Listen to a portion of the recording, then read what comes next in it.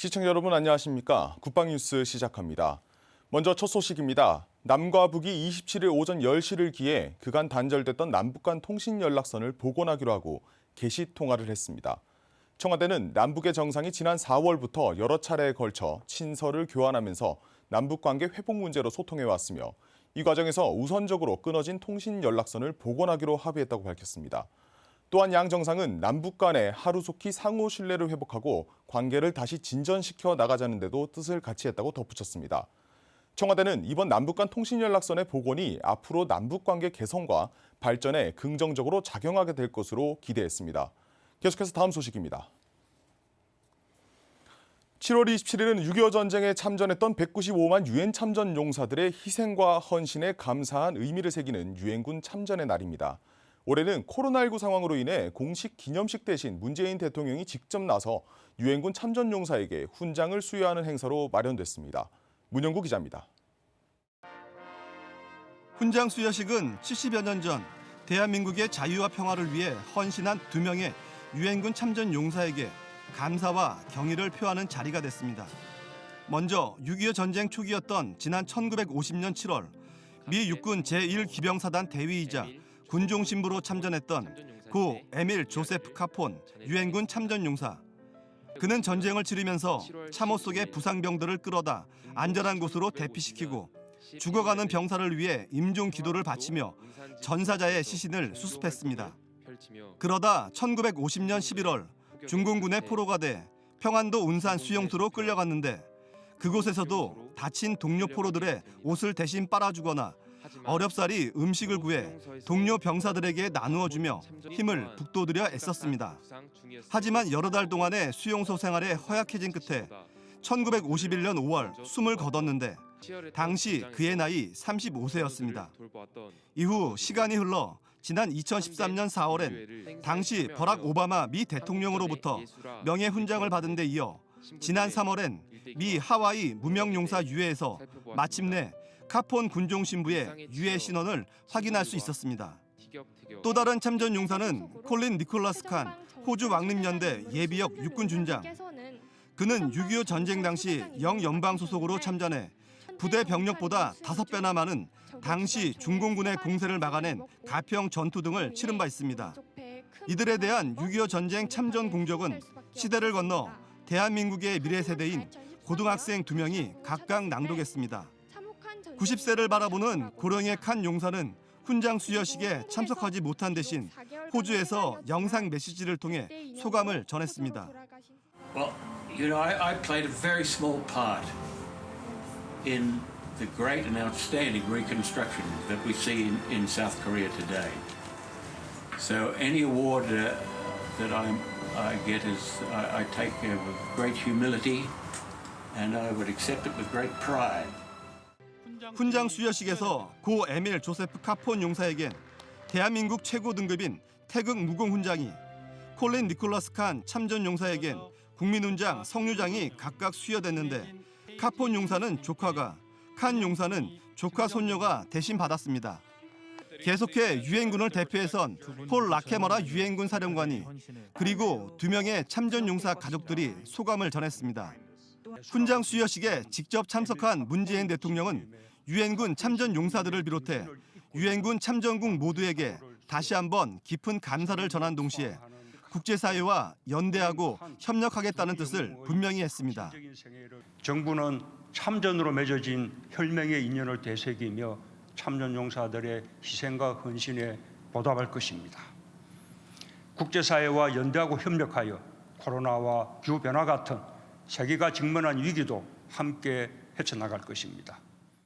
이날 훈장 수여식은 코로나19 상황 속에 공식 기념식이 열리지 않은 것을 대체해 마련된 가운데 2명의 유엔군 참전 용사의 헌신을 새긴 동시에 참전국과의 오랜 우정이 계속 기억되고 있다는 것을 보여준 자리였습니다. 국방뉴스 문현구입니다. 국회 국방위원회가 26일 오전 10시 전체 회의를 열고 긴급 현안 질의를 진행했습니다. 서 국방부 장관은 주요 국방 현안을 보고하며 청해부대 34진의 코로나19 감염과 공군 성폭력 사건 등 군내 불상사가 앞으로 더 이상 발생하지 않도록 철저한 후속 조치를 하고 절치부심하겠다고 강조했습니다. 윤현수 기자입니다. 서 국방부 장관이 국회 국방위 전체회의에서 주요 국방 현안 3가지에 대해 보고했습니다. 서 장관은 먼저 청해부대 34진의 긴급 복귀와 관련해 주요 경과와 조치 사항 등 구체적인 내용을 전했습니다. 현재 확진자는 272명, 비확진자는 29명으로 감염병 전담병원과 생활치료시설 등에 분산 수용돼 대부분 안정적으로 관리 중으로 인터넷 카페에 주요 내용을 공지하고 개인별 문자 안내 등으로 가족들과 24시간 소통하고 있다고 밝혔습니다. 대원들의 코로나19 집단 감염과 관련해서는 지난 22일부터 다음 달 6일까지 감사 중이라면서 파병 준비 단계부터 집단 감염 경로와 초기 대응의 적절성 등 전반적인 의혹을 철저하게 규명할 방침이라고 말했습니다. 한편 현재 아덴만에서 임무 수행 중인 청해부대 35진은 300명 중 295명이 1, 2차 접종을 완료했고 접종하지 않은 대원 5명은 교대 여부를 검토 중으로 임무 수행 시 외부 인원과 접촉을 최소화하는 한편 필요할 경우 방호복을 착용하고 임무를 수행할 것이라고 강조했습니다. 파병부대의 방역 대책을 강화하는 한편 장병들이 더욱 안전하고 건강하게 임무를 수행할 수 있도록 제반 대책을 철저하게 보완해 나갈 것입니다. 특히 장병들의 안전과 건강이 국가 안보라는 생각으로 빠른 시일 내 장병들의 집단 면역을 형성할 수 있도록 백신 접종을 적극 추진하겠습니다. 군의 코로나19 대응과 지원에 대해서는 25일 기준으로 55만여 명 중 52만여 명이 1차 접종을, 49만 7천여 명이 2차 접종을 마친 상태라고 전했습니다. 해외 파병부대 장병들의 백신 접종은 1,010명 중 2차 접종자는 887명으로 1차 접종자 67명도 8월 중 2차 접종을 완료할 예정이며 백신을 접종하지 않은 대원 56명은 주기적으로 진단검사를 하고 현지에서 접종을 받거나 교대 여부를 검토 중입니다. 서 장관은 감염 차단을 위해 강화된 격리 지침을 지속적으로 적용하는 한편 평화로운 국민의 일상을 회복할 수 있도록 범정부 대응 지원을 위해서도 책임을 다하겠다고 덧붙였습니다. 마지막으로 공군 성폭력 피해 부사관의 사망 사건에 대한 후속 조치에 대해서도 보고했습니다. 국방부의 최종 수사 결과는 8월 중 발표될 예정으로 유가족과 국민들께 한 점의 의혹이 없도록 철저하게 수사하겠다고 밝혔습니다. 공군 성폭력 피해 부사관 사망 사건은 중간 수사 결과 발표 이후에도 군 최초로 특임 군검사를 임명하는 등 공정성과 신뢰성을 제고하여 철저하게 진상을 규명해 나가고 있습니다. 앞으로도 우리 군은 튼튼한 국방태세를 유지한 가운데 정의와 인권 위에 강하고 신뢰받는 강군으로 거듭날 수 있도록 매진해 나가겠습니다. 경영문화 개선과 관련한 사항에 대해서는 지난 6월에 출범한 민관군 합동위원회의 개선안을 적극 수렴할 계획이라고 강조했습니다. 인권 보호와 조직 문화, 성폭력 예방과 피해자 보호, 군장병 생활 여건, 군 사법제도 등 4개 분과로 나누어 9월 말까지 제도 개선안을 도출하고 추진할 방침이라면서 절치부심하고 환골 탈퇴하는 군을 향한 관심과 성원을 당부했습니다. 국방뉴스 윤여수입니다. 최근 코로나19 확산세가 다시 이어지는 가운데 병무청에서 진행하는 병역 판정 검사도 정기 점검 차원에서 잠시 중단됐습니다. 다음 달 4일부터 다시 검사를 시작할 예정인데 최근 수도권 사회적 거리 두기 4단계 기간이 연장됨에 따라 일부 병무청은 축소 운영할 예정입니다. 배석원 기자입니다. 마스크를 쓴 예비 입대자들이 1m 거리를 유지한 채 병역 판정 검사를 받고 있습니다. 올해 초 병무청의 병역 판정 검사장 모습입니다. 그런데 5개월이 지난 지금 마스크를 쓰고 판정 검사를 받던 연초와 달리 병무청 병역 판정 검사장이 텅텅 비어 있습니다.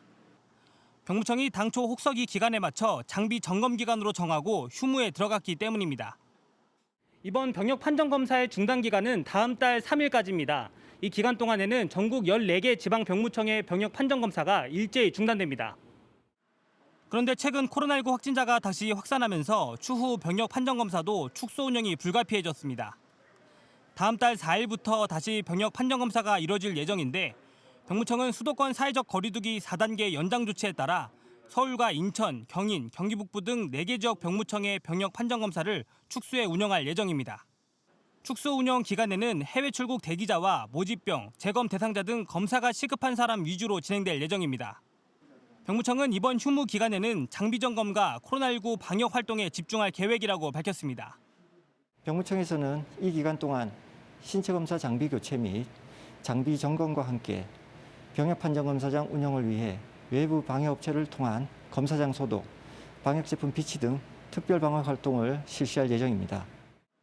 병무청은 코로나19 여파로 지난해 2월부터 4월까지 33일간 11개 지방병무청을 대상으로 병역 판정 검사를 중단한 적은 있지만 올해는 축소 운영 외에 코로나로 인해 중단된 적은 없다고 밝혔습니다.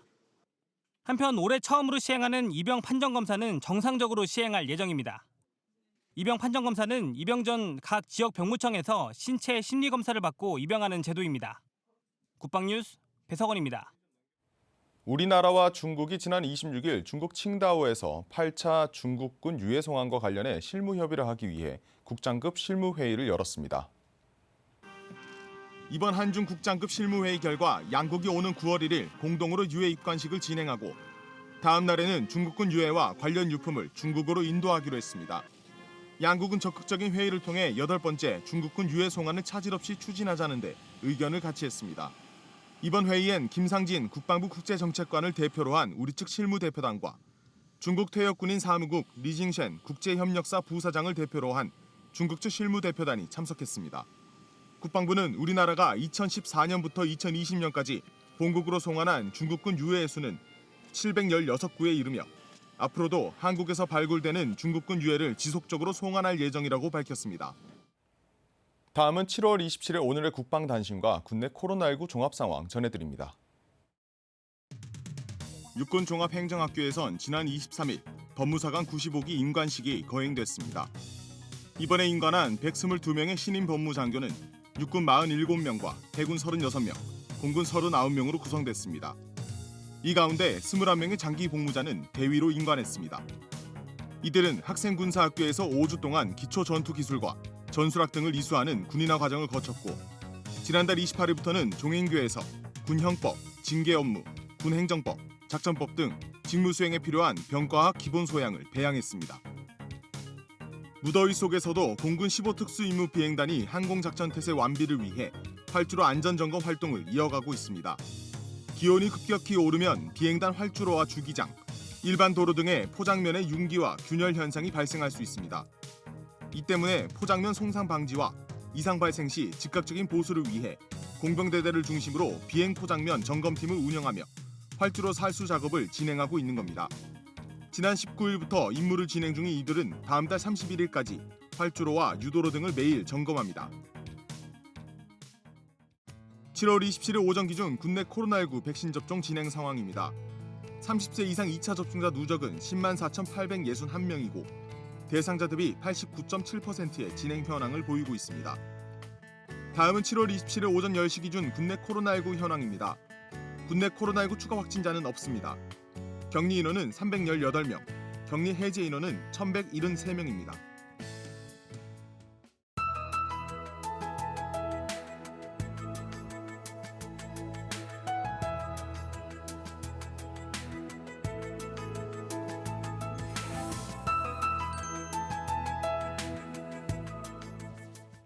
오늘도 폭염과 열대야가 지속되면서 찜통더위가 기승을 부리겠는데요. 일부 지역엔 소나기 소식이 있습니다. 자세한 날씨 알아보겠습니다.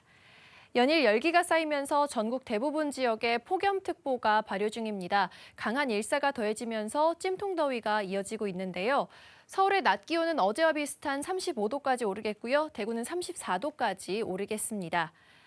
한편 강원 산지 경북 북동부에는 한대 소나기 소식이 있는데요. 예상되는 비의 양은 5에서 30mm 내외가 되겠습니다. 내일 새벽 제8호 태풍 네파탁이 일본에서 상륙할 텐데요. 이 때문에 동해안에는 파도가 높을 것으로 전망됩니다. 자세한 기온 살펴보시면 내일 아침 최저기온 서울 26도, 대구는 23도로 출발하겠습니다. 한낮에는 서울이 35도, 원주도 35도, 대구는 33도까지 오르겠습니다. 작전 기상입니다. 항공 및 해상 작전에 제한이 있겠습니다. 이번 주말에 전국에 비 소식이 있는데요. 비의 양이 많지 않아서 더위는 계속될 전망입니다. 이상 공군 기상단 제공 기상정보였습니다.